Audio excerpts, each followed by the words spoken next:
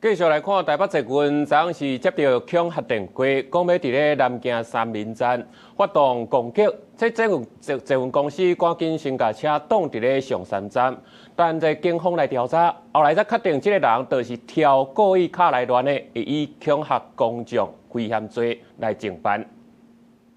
本分局今日19时许接获捷运局转报，有民众扬言恐吓为安的案件发生，经派遣警力赶赴现场了解。现场并未发现有任何危害情事。那另查捷运局的行动中心及捷运警察队的报案记录，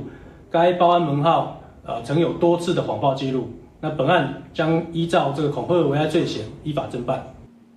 当当伫咧上下班的时间，接到通报，这警察是唔敢大意，摕护盾伫咧车站内底高度戒备。事后嘛查到这个报案的人根本就是乌白卡，过去就真侪解这种不良记录。这警方透早嘛伫咧高雄抓到人，移送法办。